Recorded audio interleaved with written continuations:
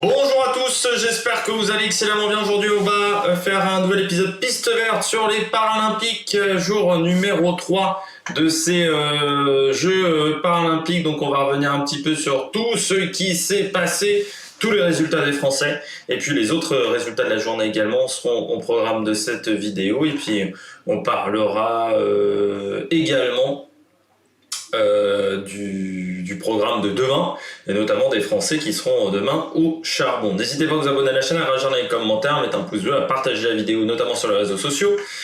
N'hésitez pas dans les commentaires à poser vos questions, à poser vos interrogations parfois, ou à juste donner vos impressions par rapport à cette journée de compétition. On commence tout de suite du côté du bilan des Bleus avec le titre, le premier titre de cette journée de compétition. C'était du côté du ski alpin avec la descente homme debout. Le titre pour Arthur Bauchet, premier titre olympique pour lui, parce qu'il avait été 4 fois vice-champion olympique du côté de Sochi. Donc voilà, ce premier titre pour Arthur Bauchet qui met quand même 3 dixièmes à Marcus Salcher. C'est une neige atypique, on la rappelle toujours. Alors il y avait un peu de vent, mais pas énormément. C'est-à-dire qu'on avait vraiment eu des conditions plus compliquées du côté de la descente homme, et puis surtout du côté des entraînements. Et puis il y avait moins de vent même qu'au championnat du monde du côté de Lillehammer il y a un mois et demi. Et Arthur Bauchet, il savait quoi faire sur cette piste. Il fallait pas y aller comme un bourrin. C'est vraiment une neige sèche. Donc c'est une neige qui accroche beaucoup. Donc dans une discipline comme la descente où il faut essayer d'avoir le plus de vitesse possible, eh bien il faut éviter de trop s'enfoncer.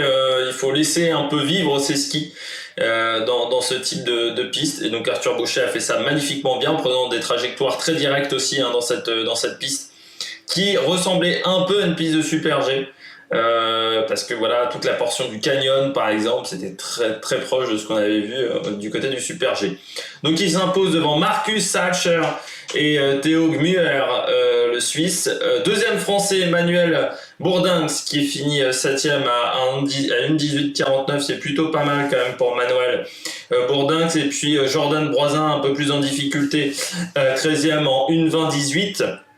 Donc c'est-à-dire à un peu plus de 5 secondes de Arthur. Et puis dernier français, Oscar Buram, qui a fini 18ème, 1,21,07 pour le concurrent français. Deuxième médaille du jour, c'était du côté de la catégorie déficient visuel, avec la 3e place de Hyacinthe Delaplace, accompagné de Valentin Giromoine. Valentin Giromoine qui a pris sa retraite l'année dernière et qui s'est reconverti en tant que guide. Ça, c'est bon, je l'avais dit déjà pour les Jeux paralympiques d'été, notamment au niveau de l'athlétisme. C'est très important d'avoir des guides de haut niveau. Et c'est vrai qu'aujourd'hui en France, on commence à mettre en place cela. Je pense notamment de l'athlétisme, du côté du cyclisme. C'est pour ceux qui s'en souviennent, avec François Pervis ou Corentin Armenot qui ont été guides. C'est très important d'avoir des guides de haut niveau parce qu'il ne faut absolument pas que le guide ralentisse son sportif. Et comme ça va de plus en plus vite du côté des Paralympiques, forcément derrière, il faut qu'on ait du personnel de haut niveau. Avant, on pourrait se contenter, j'ai envie de dire, de coureurs amateurs, d'amateurs éclairés, on va dire. C'est plus possible aujourd'hui, le niveau est trop élevé. Et donc c'est avec Valentin Giromoine qui a fait du bon boulot. Il y a Sainte qui a eu sur la fin de piste, en fait, avant une portion un peu plate, il a fait une petite erreur avec l'extérieur, voilà, où il part en travers, le ski extérieur, et ça lui a fait perdre beaucoup de vitesse à ce moment-là. D'où l'écart de 6 dixièmes quasiment avec Johannes Egner, le jeune Autrichien, et Marc Marcoux qui finit 2e, parce que sinon il pouvait vraiment faire une belle position. Puis ça a été quand même un peu de stress pour Hyacinthe jusqu'au bout, parce que il était 3e, mais sauf qu'il y avait encore 5-6 concurrents encore à passer, donc c'était vraiment un petit stress pour lui. Il y avait, on va finir donc avec les autres disciplines du ski. Il y avait Marie Bauchet qui a déchaussé dans un trou en tout début de piste de descente. Voilà, sinon on aurait pu faire 3 sur 3 parce que Marie était quand même très contente de ses entraînements sur cette piste. Elle en avait parlé sur les réseaux sociaux, sur Twitter. Donc Marie Bochet, pas de nouvelle médaille, mais je pense que demain elle sera remontée comme un coucou pour aller chercher un nouveau titre Marie Bochet. On passe aux Français du côté du biathlon, ça a été plus compliqué. Benjamin Davier qui est en difficulté sur le sprint quand même. J'avais vu, alors c'est moins pire qu'à Lillehammer parce qu'à Lillehammer il avait fait 2 erreurs au tir. Là il en fait qu'une. Le problème c'est que devant on en fait 0 pour Wojcinski et Marco Mayer. Et même en temps de ski, vous voyez que Arens, le Canadien, qui a pourtant fait 2 erreurs, finit devant lui. Donc il y aura une frustration parce qu'il finit à 6 secondes de la médaille de bronze. Je pense que voilà, cette erreur lui coûte beaucoup parce qu'encore une fois, il pouvait aller chercher quasiment la 2e place, la médaille d'argent sans cette erreur au niveau du tir. Et puis il y avait un 2e Français du côté du biathlon. C'était Anthony Chalençon qui finit 9e de son épreuve en catégorie handicap visuel du côté du biathlon. 4 erreurs, c'est beaucoup trop à ce niveau-là de compétition. Et dans cette catégorie, triplé ukrainien. Il faut savoir que les Ukrainiens sont quand même très très forts aux Jeux paralympiques d'été, mais encore plus aux Jeux paralympiques d'hiver. Et ils étaient 5 au départ, les Ukrainiens. Il y en a 5 dans le top 6. Donc c'est pour vous dire quand même le niveau. Et Anthony Chalençon, 4 fautes. C'est beaucoup trop dans ce niveau de compétition et ça a toujours été ces petits problèmes aux Français. Donc voilà, un petit peu déçu je pense de sa performance. Il aurait aimé faire mieux et vraiment apporter je pense une médaille à l'équipe de France, je le pense très sincèrement. Je ne sais pas pourquoi c'est en train de charger comme ça à mort. J'aurais bien voulu vous faire le bilan des autres compétitions. Et bien voilà, on va faire tout de suite le bilan des autres compétitions. Hop là! Donc, du côté du ski alpin, les autres résultats du jour, il y avait la descente femme debout. Marie Bochet n'a pas fini. Par contre, titre pour Molly Jepsen, Mankyu Song finit 2e et Eba Arjeux qui finit 3e, une Suédoise. Les Chinois qui peuvent quand même faire beaucoup de médailles dans cette catégorie.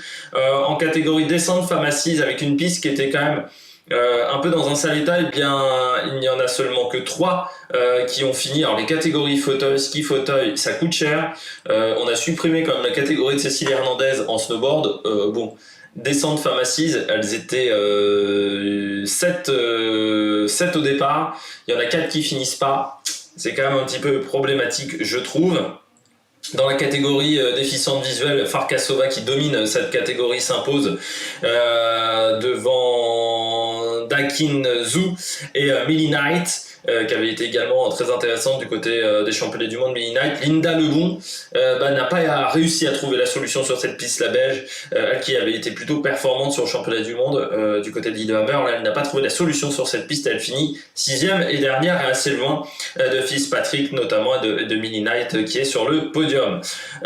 Du côté de la descente homme assis, victoire de Corey Peters, le néo-zélandais devant Jesper Pedersen et Taiki Mori. Il faut savoir que les néo-zélandais sont très forts en ski fauteuil.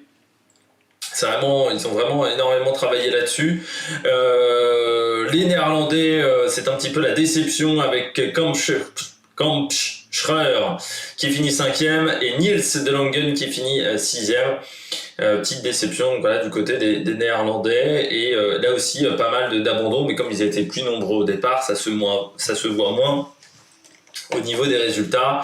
Donc voilà, tous les résultats du côté du ski, vous venez de les avoir. On passe au biathlon. Il y avait la catégorie femmes en catégorie debout, victoire d'une chinoise Juchi Guo avec une faute devant Lachenko, une ukrainienne qui a fait 2 erreurs, et Diking Zhao qui a fini 3e. Il faut savoir que les Ukrainiens seront très forts en ski de fond et biathlon dans ces Jeux paralympiques. En catégorie assise, victoire de Oksana Master devant Jiling Sang et Kendall Gretsch. La surprise, c'est Anja Vicker qui a fait 3 erreurs.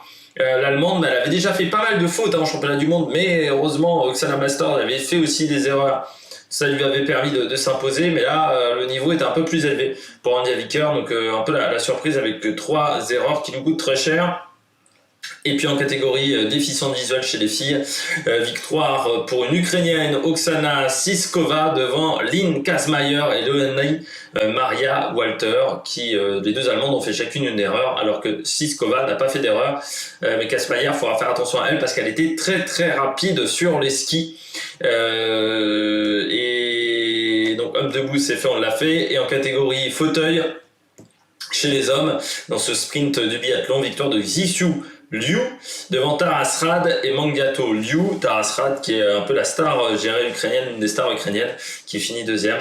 Knowson, l'américain, finit à quatrième, malgré le fait qu'il n'ait pas fait d'erreur, mais un petit manque de vitesse sur les skis.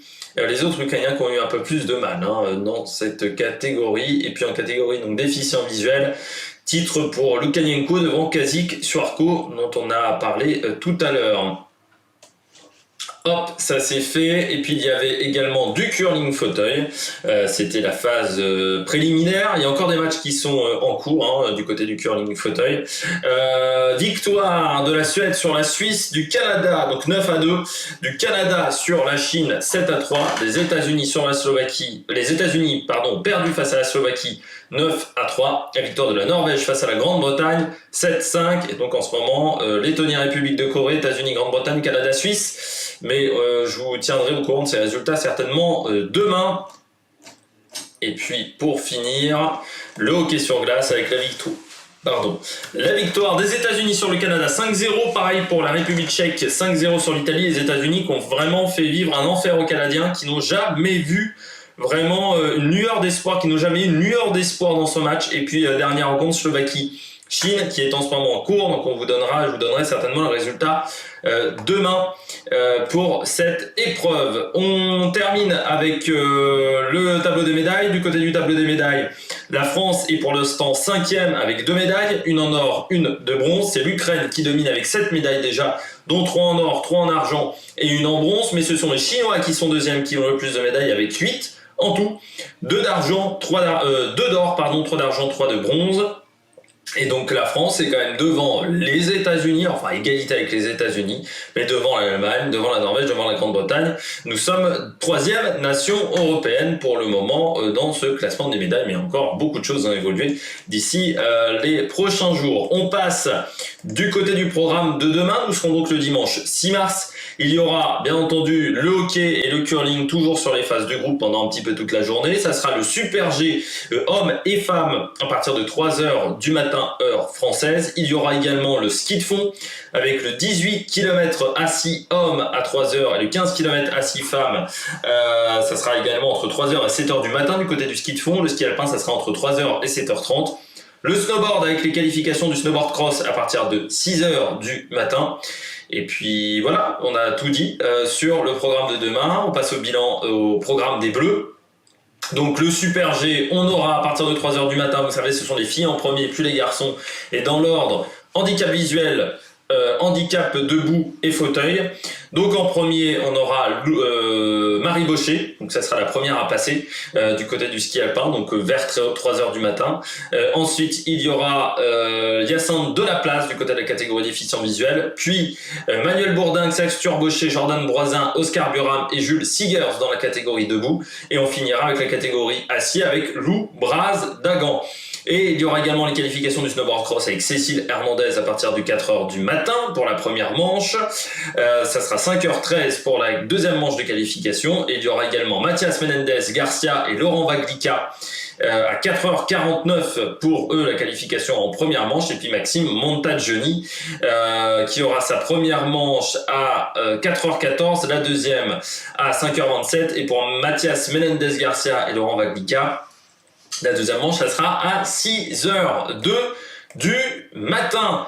J'espère que vous avez aimé cette vidéo. Si vous avez aimé cette vidéo, n'hésitez pas à vous abonner à la chaîne, à réagir dans les commentaires, à mettre un pouce bleu, à partager la vidéo, notamment sur les réseaux sociaux. Je rappelle que si vous voulez suivre les compétitions, elles sont disponibles en live sur France TV Sport et vous pouvez également retrouver tous les matins sur France 3 à partir de 6h. Toutes ces compétitions, ça c'est pour le programme télé. Allez, ciao ciao sur l'Amérique Production.